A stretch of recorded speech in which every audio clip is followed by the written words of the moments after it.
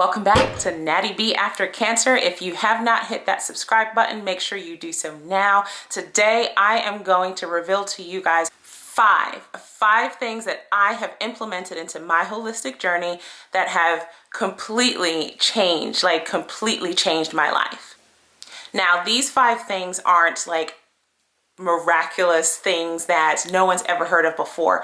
These are things that you have probably done at some point in your life, or you try to do, or maybe you just haven't been consistent with it. But if you are able to exercise consistency, you will realize that these 5 habits will make you feel amazing internally, externally, connection, mind, body, soul, and just overall wellness. Okay, so the first one that I want to talk about is something that I have newly implemented since being diagnosed with breast cancer.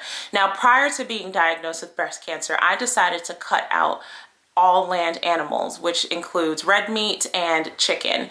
And I became pescatarian, and I have been consistently pescatarian for about 4 years. I take that back. There was a moment when it was after my initial bilateral mastectomy, my doctor was like, your levels are so low, and I forgot specifically what he was referring to, but he was like, your levels are so low, you're not getting enough protein. And those who know me know I am probably one of the pickiest eaters you will ever meet. I'm a texture eater on top of that. So that eliminates a lot of things I will eat.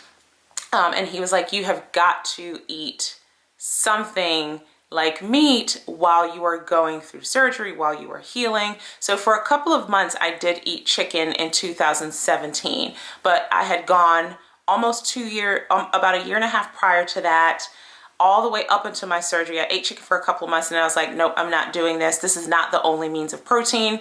And then I backed out, and I backed out and continued back on my pescatarian journey. And I've remained that way up until about 3 weeks ago.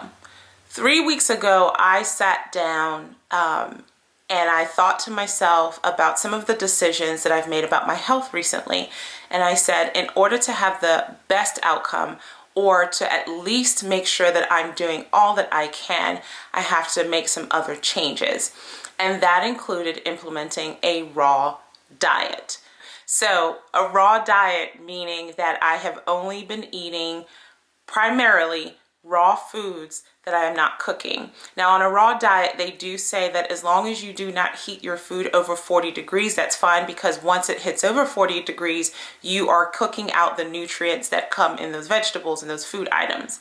What I have been doing is I've either been eating my food, like not putting any heat to my food, or I have been steaming it for 60 to 90 seconds tops. So what I did first is I tested myself, and I decided to do a 7-day raw food diet. 7 days. And I did it. Like, it wasn't as hard as I thought it would be. Day 2 and day 6 were the toughest, but overall it wasn't that bad. It was definitely mind over matter. The times where I found myself really hungry, I ate watermelon, I ate my grapes, I ate, my veggies, and I was good. Like, I did not feel hungry to the sense of I felt like I was starving. It was just more so just like I would on any other regular diet. Oh, I'm hungry, I should eat something. Then I would eat my meal.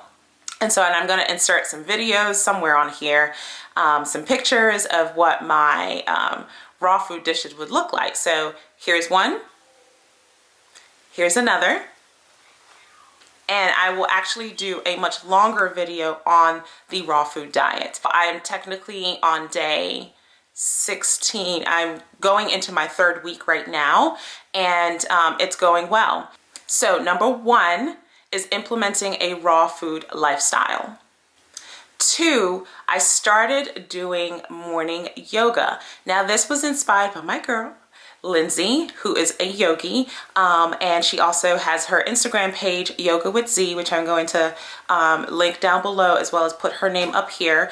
And she has been doing phenomenal with it. And I am more of like a weightlifter, cardio, dance, Zumba kind of chick. And I had tried yoga before a lot in the past, and because of the way my mind functions, I just felt like it was too slow paced for me. But anyway, after watching her manifest her, her existential as well as internal growth through yoga, I was like, you know, this is obviously something that can be productive for pretty much everyone, including myself. So when quarantine kicked in, I decided that I was going to do something different and create a morning routine for myself. Instead of just jumping up, rushing to get to work, I now had a little bit more time because my commute is really short. From my bedroom to my office, it's about 16 seconds, if that. So I said, okay, instead of just laying in bed, what can I do? So yoga. And that has been, when I say that has been phenomenal, I mean phenomenal for my thought process, slowing me down, being able to just process information and my feelings and my thoughts clearly, more impactfully. Yoga has done this thing where it's like, I can't even be mad at the world, you know? And even when I am mad, I'm like, yes, I'm upset, and let's talk about it. And even though that's naturally me, yoga has just heightened that, and I'm loving it. It's been very refreshing. It has been very relaxing. It's very toning. So really, I do encourage you, if you're not too sure about yoga, give it a chance, give it a try. Also check out Yoga with Z on Instagram if you're looking for some yoga poses as well. The next thing, walking away from my email. That's number 3. And being okay with walking away from my email and just being okay with it. I've always struggled with equating my productivity with just always working, just being in tune with work, just being work focused. And I've done it consciously at times. I've done it subconsciously at times. I just don't even know that I am doing it, that I'm so invested in work. And like my mother tells me all the time, if you drop dead tomorrow, they're just going to replace you. So walk away.